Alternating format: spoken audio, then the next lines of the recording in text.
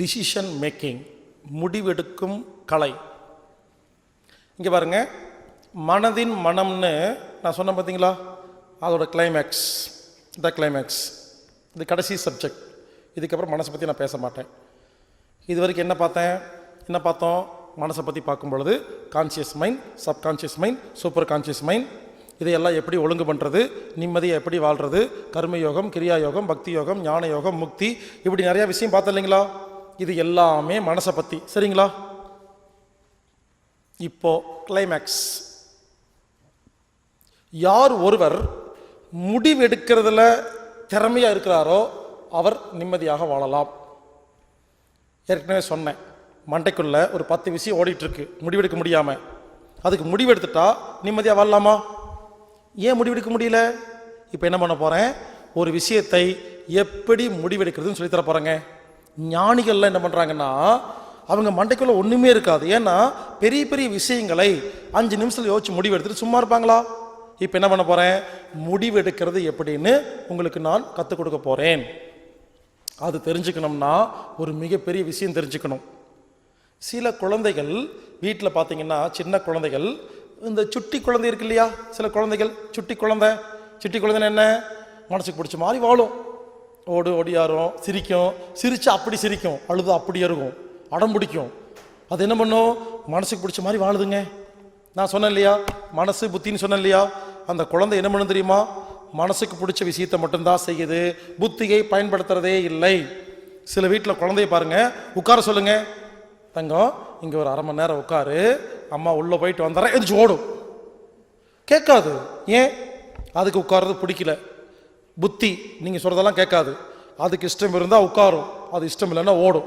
அந்த மாதிரி குழந்தைகள் வீட்டில் பார்த்துருக்கீங்களா? அந்த குழந்தைக்கு பேர் சுட்டி குழந்தை, வாழ் குழந்தை, குறும்புன்னு பேர். அவங்களோட ஆட்டம் போடும், சிரிச்சா அப்படி சிரிக்கிங்க, அதை பார்த்தா அழகாக இருக்கும், அழுது அப்படி அழுகும், அடம் பிடிச்சா அப்படி பிடிக்கும், சொல் பேச்சு கேட்கவே கேட்காது. அதுக்கு என்ன பிடிக்குதோ பண்ணும், பிடிச்சா சாப்பிடும், இல்லை துப்பிடும், அது நினச்சா தூங்கும், நாம் சொன்னால் தூங்காது, அது எழுப்பிட்டா திட்டும், அது எந்திரிச்சா எந்திரிக்கும். இப்படி அதுக்கு பிடிச்ச மாதிரி வாழுதா? இந்த குழந்தைகள்லாம் என்ன பண்ணுதுன்னு கேட்டால், அது புத்தியை பயன்படுத்துறதே இல்லை, மனதை மட்டும்தான் குழந்தைகள் பயன்படுத்துகிறது. இப்படிப்பட்ட குழந்தை என்ன தெரியுமா பண்ணும், அம்மாட்ட போய் அம்மா என் செல்லம் சாக்லேட் கொடுன்னு கேட்கும், கொடுக்காம இருந்து பாருங்க, போடி அப்படின்ட்டு அப்பாட்ட போயிடும், அப்பா அவள் அடிக்கிறப்பா அப்படிங்க, அப்படியே உள்ட்டா மாறிடும். அப்பா சாக்லேட் கொடுத்தா என் செல்லப்பாங்கும், தரலையா போடா அப்படின்னு போயிடும். ஆரம்பத்தில் சின்ன குழந்தைங்க பண்ணும்போது பெரிய குறும்பும்பிங்க, இதே பெருசாக பண்ணும், திமிரும்பிங்க. புரிஞ்சுக்குங்க, நல்லா கேளுங்க. இந்த குழந்தைகள் அழகாக இருக்கும், கால் தரையில் ஊனாது. இந்த குழந்தைகள் வீட்டில் நடக்கும்போது காலை பாருங்க, மான் மாதிரி துள்ளி துள்ளி ஓடும், கால் வச்சு நடக்காது, எகிரி கூச்சி ஓடும். சந்தோஷ் சுப்பிரமணிய படத்தில் வர ஜெனிலியா மாதிரி பார்த்துருக்கீங்களா? அந்த மாதிரி குழந்தை. இந்த குழந்தை எதுக்கு கதை சொல்கிறேன் பாருங்க, டிசிஷன் எடுக்கிறதுக்கு இதெல்லாம் தெரிஞ்சிருக்கணும். நல்லா கேட்டுக்குங்க. சில குழந்தைகள் பிறக்கும் பொழுது மனதை மட்டும்தான் பயன்படுத்துகிறது, புத்தியை பயன்படுத்துறதில்ல. இந்த குழந்தைகள் வாழ்ந்து வாழ்ந்து வருதா? ஏற்கனவே சொன்னேன், மனசுக்கு பிடிச்ச மாதிரி வாழ்ந்தா கூட இருக்கிறவங்கெல்லாம் டிஸ்டர்ப் ஆவாங்கன்னு சொன்னா, இந்த குழந்தையினால எல்லாரும் கஷ்டப்படுவாங்க. அவ சொன்னா கேட்க மாட்டான், அவ சொன்னா கேட்க மாட்டான்னு கஷ்டப்படுறாங்களா இல்லையா? இப்படி அந்த குழந்தை என்ன பண்ணும்? இந்த ஸ்கூலுக்கு தான் போவேன்னு அடம் பிடிக்கும், வேற எந்த ஸ்கூலுக்கு போகாது. கடைசியா அப்படி பெருசாகி இந்த பையனைத்தான் லவ் பண்ற கல்யாணம் பண்ணிக்கன்னு சொல்லுவோம். எல்லாரும் சொல்லுவீங்க, வேண்டாண்டி சொன்னா கேள்றி, அந்த பையன் வேண்டாண்டி, நல்லா இல்லை கெஞ்சுவோம். நான் முடிவு பண்ணிட்டேன் அப்படிங்க. ஏன்னா மனசுக்கு பிடிச்ச மாதிரி வாழுது, கல்யாணம் பண்ணிடும். 2 வருஷத்துக்கு அப்புறம் டைவர்ஸ் பண்ணுறேன்னு சொல்லுவோம். அப்போ எல்லாம் சொல்லுவாங்க, ப்ளீஸ் டைவர்ஸ் பண்ணாதடி, வேண்டாடி. அதையும் பண்ணிட்டு வந்து உட்காரும். கல்யாணம் பண்ண வேண்டாலும் கேட்காது, டைவர்ஸ் பண்ண வேண்டாலும் கேட்காது. புரிஞ்சுங்க என்ன சொல்ல வரேன்னு? நல்லா புரிஞ்சுக்குங்க. ஒரு குழந்தை எப்படி வளருதுன்னா மனசுக்கு பிடிச்ச மாதிரி வளருதா? புத்தியை பயன்படுத்துறது இல்லையா? இப்படி எந்தெந்த குழந்தைகள் வளருதோ என்ன தெரியுமா? வளர்ந்து வளர்ந்து வளர்ந்து வளர்ந்து வாழ்க்கையில் ஒரு நாள் மிகப்பெரிய அடி விழுகிறதுக்கு ட்விஸ்ட் வரும், கஷ்டம் வரும், பயங்கர மன கஷ்டம் வரும். என்ன தெரியுமா? இந்த குழந்தை என்ன பண்ண தெரியுமா? அப்படியே சேஞ்ச் ஆகி ஒரு வருஷம் டைம் இருக்குங்க. 1 வருஷத்துல என்ன தெரியுமா? மனசுக்கு பிடிச்ச மாதிரி வாழ்ந்துட்டே இருந்துச்சு இல்லையா? அப்படியே இங்கே வந்துடும். பெரிய கஷ்டம் வந்தோடனே இனிமேல் மனசுக்கு பிடிக்க மாதிரி வாழக்கூடாதுன்னு சொல்லி புத்தி சொல்கிற நல்லது கெட்டது மட்டும்தான் வாழும் அந்த குழந்தை. அந்த குழந்தை என்ன தெரியுமா? புத்திசாலியாக மாறிடும் கொஞ்சம் வருஷத்துக்கு அப்புறம்.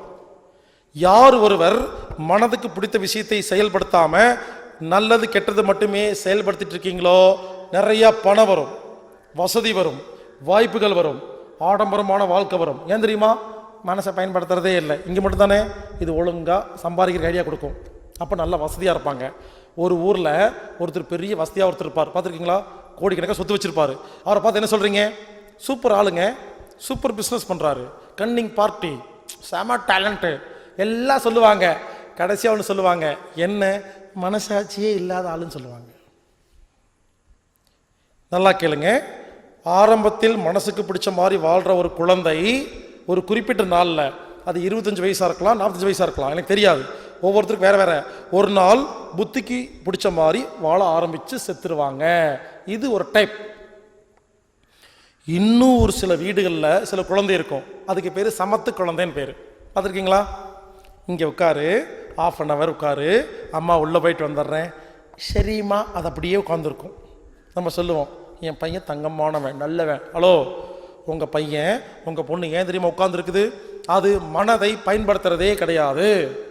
அதுக்கு பிடிச்சிருக்கு, எழுந்திரிச்சு ஓடணும்னு ஓட மாட்டேங்குது. அம்மா சொல்லிட்டாங்கன்னு புத்தியை பயன்படுத்துதா? பேசாமல் உட்காந்துருக்கா?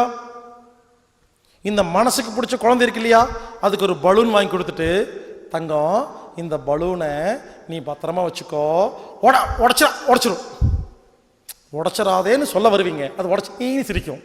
அதுக்கு தெரியும் எப்படி சிரிச்சா விட்டு போவீங்கன்னு. இந்த குழந்தை சமத்து குழந்தை இருக்கு இல்லையா, இந்த பலூன் உடைக்கூடாது, 10 வருஷம் அப்படியே வச்சிருக்கும். புரிஞ்சுங்களா? இப்படி சில குழந்தைகள் சமத்து குழந்தைகள் சொல்கிறோம் இல்லையா, நம்ம கொடுக்குற ட்ரெஸ்ஸை போட்டுக்கும், அதுக்கு ஒரு வேற ட்ரெஸ் பிடிக்கும், சரி அம்மா அப்பா கொடுக்குறாங்க அப்படின்னு சந்தோஷ் சுப்பிரமணியோட படத்தில் சுப்பிரமணிய சந்தோஷ் மாதிரி வாழ்ந்துட்டு இருக்கோம். அப்பா அம்மா சொல்கிற மாதிரி வாழ்ந்துட்டு இருக்குமா? நல்லா கேட்டுக்குங்க. இதுக்கு பேர் சமத்து குழந்தைன்னு பேர். சொன்னால் எல்லாம் கேட்கும், எல்லாரும் சொல்லுவாங்க, நல்ல பையன் நல்ல பொண்ணு சொன்னால் கேட்டுக்குவா. ஆனால் என்ன தெரியுமா தப்பு நடக்குது? அந்த குழந்தை தன் மனசுக்கு பிடிச்ச மாதிரி வாழ்கிறதே இல்லைங்க.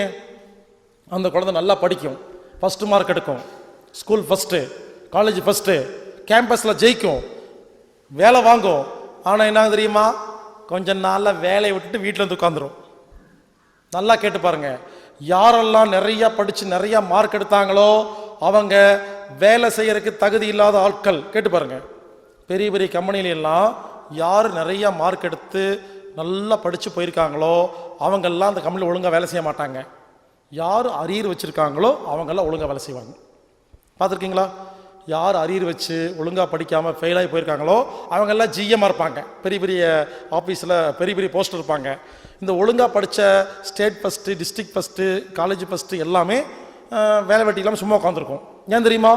அதில் என்ன ரீசன்னா, காலேஜில் படிக்கும் பொழுது இந்த பையன் என்ன பண்ணுறான், புத்தியை மட்டும் படித்து சினிமாவுக்கு போகாமல் ஊர் சுற்றாமல் புத்தியை மட்டும் பயன்படுத்துகிறானா?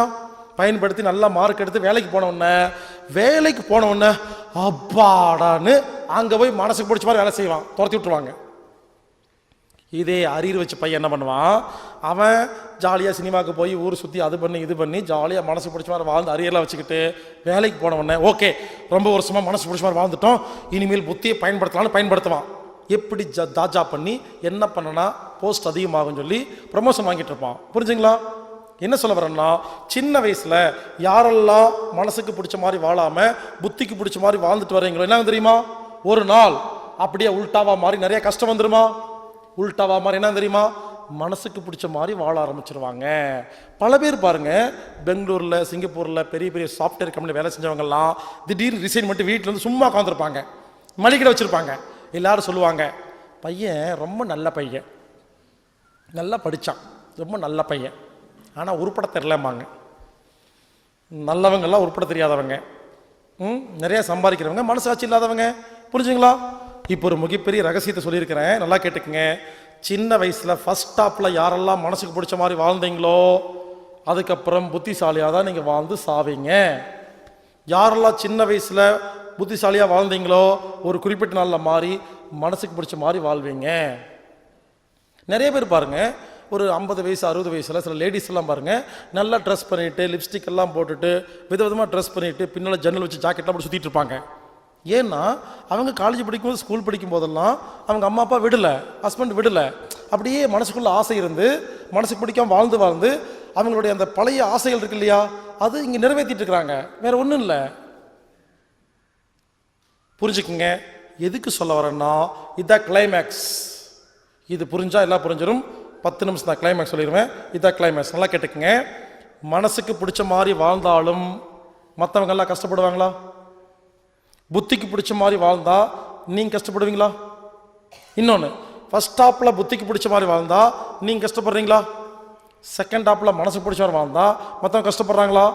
இப்போ ரகசியம் சொல்கிறேன், ஒரு மனிதன் நிம்மதியாக வாழணும்னா மனசுக்கு பிடிச்ச மாதிரி வாழவும் கூடாது, புத்திக்கு பிடிச்ச மாதிரி வாழவும் கூடாது, ரெண்டும் கலந்து வாழணும். அதாவது நல்லவனாகவும் இருக்கணும், வல்லவனாகவும் இருக்கணும்.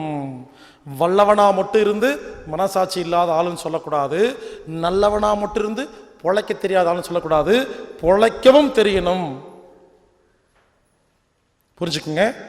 நல்லவனாகவும் இருக்கணும், வல்லவனாகவும் இருக்கணும். இப்படி இருந்தா பாதி மனசுக்கு பாதி புத்திக்கு ரெண்டு கலந்து போனா இதுவும் சந்தோஷமா இருக்கு, இதுவும் சந்தோஷமா இருக்குமா? அப்ப நிம்மதியா வாழலாமா? பல பேருங்க தன்னுடைய வாழ்க்கையை மற்றவங்களுக்கு விட்டு கொடுத்து விட்டு கொடுத்து விட்டு கொடுத்து வாழ்ந்து வாழ்ந்து வாழ்ந்து உயிர் போயிருதுங்க. நோய்க்கான காரணமே அதுதான். நான் ரீசெண்டாக நிறைய ரிசர்ச் பண்ணிட்டேன். ஒரு மனைவிக்கு மிகப்பெரிய நோய் வந்தால் கணவர் தான் காரணம். அவர் என்ன பண்ணுறாரு, தன் மனைவியை தனக்கு பிடிச்ச மாதிரி எல்லாம் மாத்துறாரு. நீ இப்படி தான் உட்காரணும், அம்மா வீட்டுக்கு போகக்கூடாது, இப்படி தான் ட்ரெஸ் பண்ணணும் சொல்லி சொல்லி கணவனுக்கு பிடிச்ச மாதிரி வாழ்ந்து வாழ்ந்து வாழ்ந்து நோய் வந்துருச்சு இவங்களுக்கு. சில கணவர்களுக்கு நோய் வர காரணம் மனைவியாக இருக்கலாம், அம்மாவாக இருக்கலாம். மனைவிக்காக அம்மாவுக்காக வாழ்ந்து வாழ்ந்து வாழ்ந்து வாழ்ந்து இவன் நோய் வந்துடுது. நான் ரிசர்ச் முடிச்சிட்டேங்க. மனசுக்கு பிடிக்காம வாழும் பொழுது எல்லா வியாதியும் வருது. புரிஞ்சுக்குங்க. இப்போ ஒரு ஐடியா கொடுக்குறேன். மனசுக்கு பிடிச்ச மாதிரி வாழக்கூடாது, புத்திக்கு பிடிச்ச மாதிரி வாழக்கூடாது, ரெண்டுக்கும் நடுவில் ஒரு வாழ்க்கை இருக்குது. அது எப்படி வாழ்றதுன்னு கேட்டால் முடிவெடுக்கிறதுக்கு தில்லு வேணுங்க. இப்போ நான் சொல்கிற கேளுங்க. நீங்கள் என்ன பண்ணுங்க, ஒரு பேப்பர் எடுத்து உங்கள் மண்டைக்குள்ளே 4 பிரச்சனை இருக்கு இல்லையா, வீடு விற்கலாமா வேண்டாமா, கல்யாணம் பண்ணலாமா வேண்டாமா, வெளியூர் போகலாமா வேண்டாமான்னு ஒரு 10 பிரச்சனை இருக்கா? இதுக்கு தானே ஒரு 10 வருஷமாக உட்காந்து மண்டைக்குள்ளே யோசிச்சு யோசிச்சு யோசிச்சு டைம் வேஸ்ட் பண்ணிட்டு இருக்கீங்க. ஒரு நாளைக்கு ஒரு விஷயத்தை பற்றி எவ்வளோ நேரம் தேவையில்லாமல் யோசிக்கிறீங்களோ இன்னைக்கு வாழலைங்க.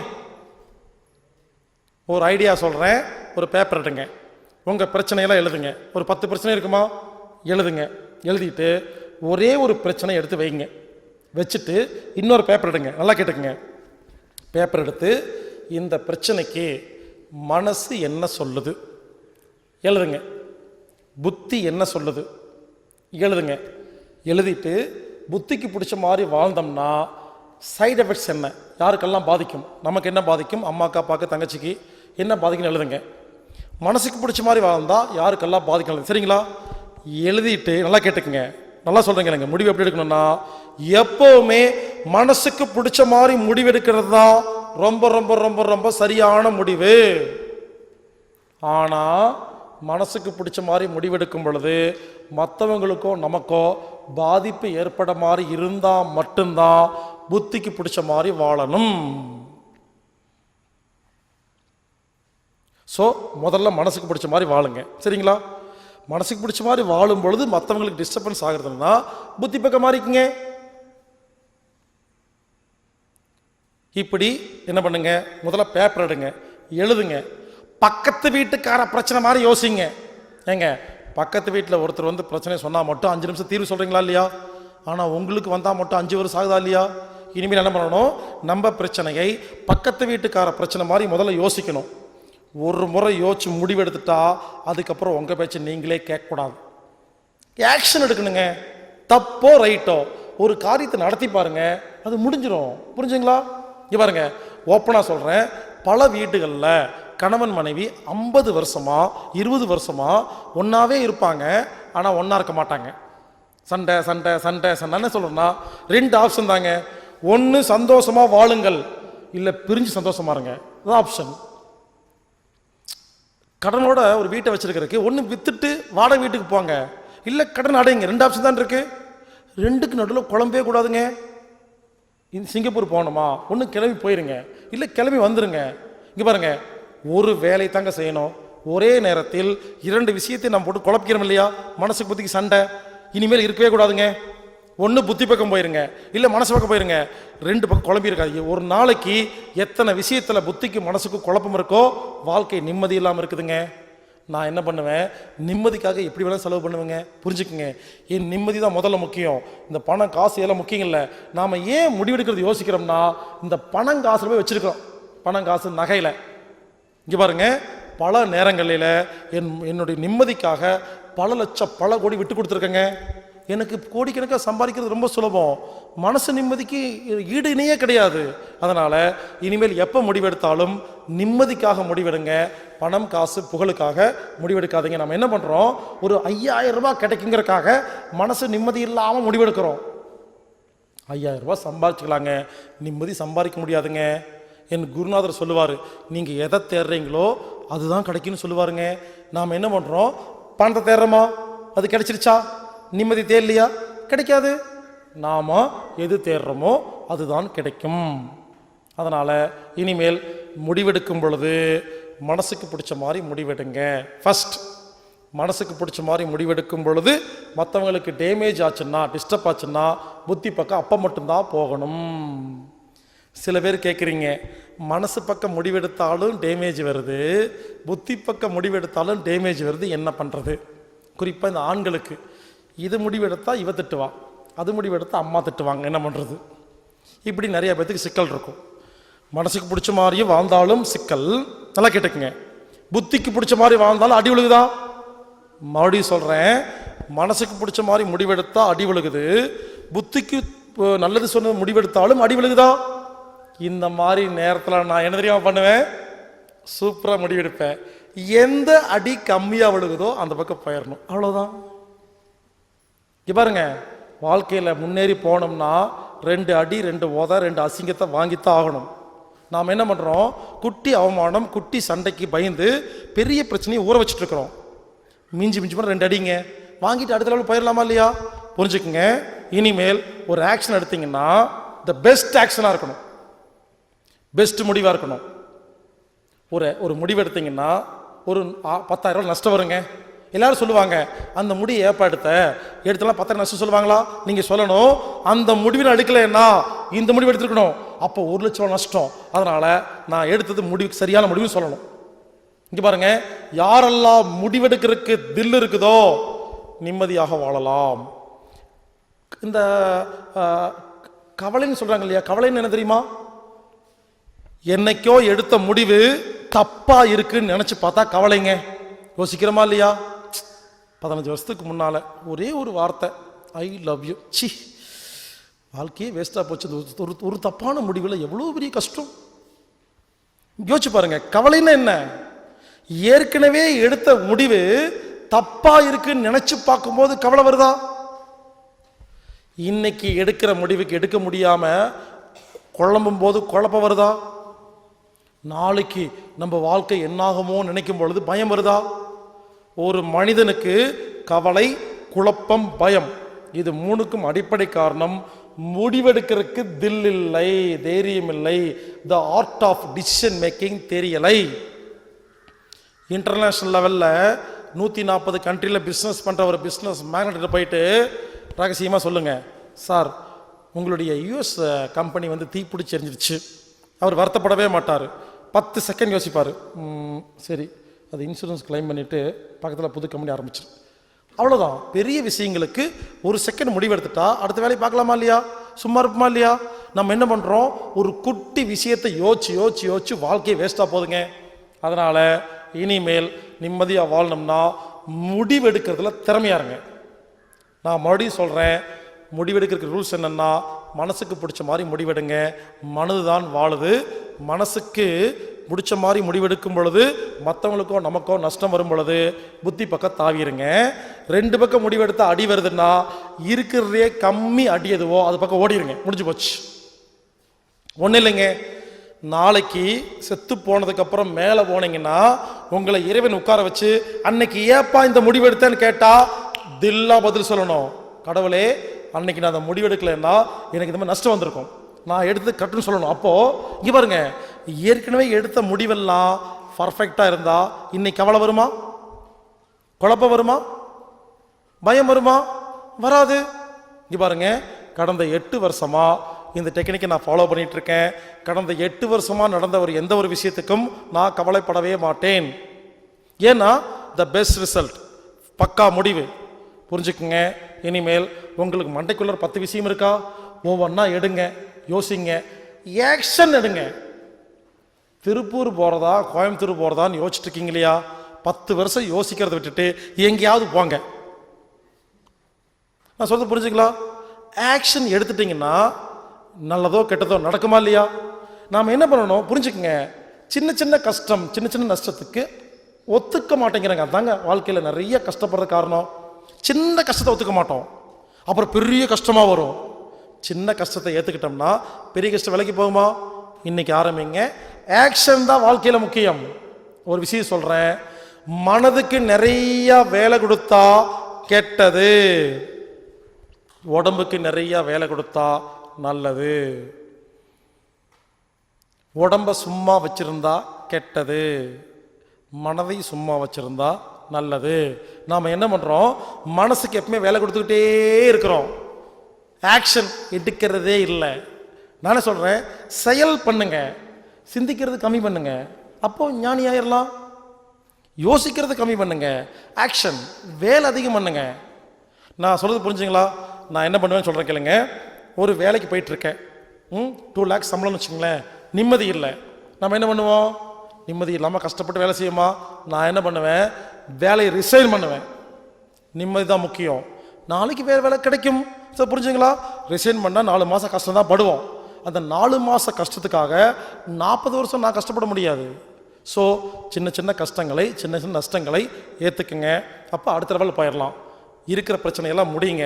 ஒரு 10 பிரச்சனை இருக்குமா, 10 மாதத்தில் முடிச்சிடலாங்க. 10 மாதத்துக்கு அப்புறம் மண்டை சும்மா இருக்கும், ஒன்றுமே இருக்காது, என்ன பண்ணுறதுன்னு தெரியாது. லைஃப்பில் இங்கே இருங்க, மனசுக்கு வேலையே இல்லைன்னா ஞானிங்க. சும்மா இருந்தால் ஞானி தானே. அப்படி சும்மா இருக்கும் பொழுது நீங்களும் எங்காவது போய் மைக்கை பிடிச்சி நைட் நாள் ஃபுல்லாக உட்காந்து பேசிட்டு இருக்கலாம், ஜாலியாக இருக்கும். ஸோ மனதின் மனம் கிளைமேக்ஸ் இதுதான். நான் மறுபடியும் ஞாபகப்படுத்துகிறேன், மனசை பற்றி என்னென்னமெல்லாம் பேசியிருக்கோன்னு ஞாபகப்படுத்துகிறேன். ஒவ்வொன்றா ஞாபகம் வச்சுக்கோங்க. மனதில் தோன்றும் எண்ணங்களை கண்டுக்காதீங்க. அது சூப்பர் மார்க்கெட் மாதிரி, எது வேணுமோ எடுங்க, எது வேண்டாமோ எடுக்க வேண்டாம். இதுதான் ஃபர்ஸ்ட் லெசன். 2வது, இது நடந்தால் நிம்மதியாக இருப்பேன்னு யோசிக்காதீங்க, அது நடக்கிறதுக்காக ஓடுற அந்த பயணம் நிம்மதின்னு மாற்றுங்க. இன்னைக்கு நிம்மதியாக இருக்கலாம். 2. 3வது, மனசுக்கு பிடிச்ச மாதிரி வாழணும். இதுதான் முக்கியம். புத்திக்கு பிடிச்ச மாதிரி வாழ வேண்டிய அவசியம் இல்லை. இது 3வது. 4வது, மனசு வேற புத்தி வேற. மனசு பிடிச்சது பிடிக்கலன்னு ஆராய்ச்சி பண்ணும், புத்தி நல்லது கெட்டதுன்னு ஆராய்ச்சி பண்ணும். யார் மனதை புத்தி ஒன்று சேர்த்துறீங்களோ நீங்கள் ஞானி, நிம்மதியாக இருக்கலாம். அடுத்தது conscious mind, subconscious mind, super conscious mind. Conscious mind temporary records, subconscious mind permanent records, super conscious mind இறைவனின் ஃப்ரீக்குவன்சி. அப்போ என்ன பண்ணணும்?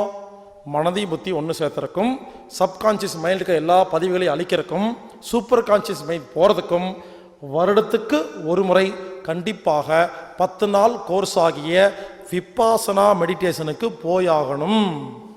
இதை விட சுலபமாக உலகத்தில் பயிற்சியே கிடையாது. ஸோ கண்டிப்பாக போயிட்டு வரணும். அடுத்தது கர்மயோகம், கிரியாயோகம், பக்தி யோகம், ஞான யோகம். இது என்றைக்குமே புரிஞ்சிருக்கும் பொழுது முடிவெடுக்கிறது சிம்பிளாக இருக்கும், மனசு நிம்மதியாக இருக்கும். அடுத்தது முடிவு எடுக்கிறது தாங்க திறமை. ஒரு விஷயத்தை நீங்கள் எப்படி முடிவெடுக்கிறீங்களோ அந்த அளவுக்கு நிம்மதியாக வாழலாம். இந்த விஷயங்களை நான் சொன்னது தயவுசெய்து புரிஞ்சுக்குங்க. ஒரு முறை கேட்டால் பத்தாது. நான் பல லட்சம் விஷயங்களை ஆராய்ச்சி பண்ணி சிம்பிளாக சொல்லுவேன். நீங்கள் திரும்ப திரும்ப ஆடியோவை செல்ஃபோனில், காரில், பென்ட்ரைவில் போட்டு திரும்ப திரும்ப கேளுங்க. ஒவ்வொரு முறை கேட்கும்போது லைஃப்பில் வாழ்ந்துட்டே கேட்கும் பொழுது வேறு மாதிரி புரியும். இதை புரிஞ்சுக்கிட்டு மனதின் மனம் அப்படிங்கிற ஸ்மெல் ஆஃப் த மைண்டை புரிஞ்சுக்கிட்டு மனதை நிம்மதியாக வைத்துக்கொள்வோம்.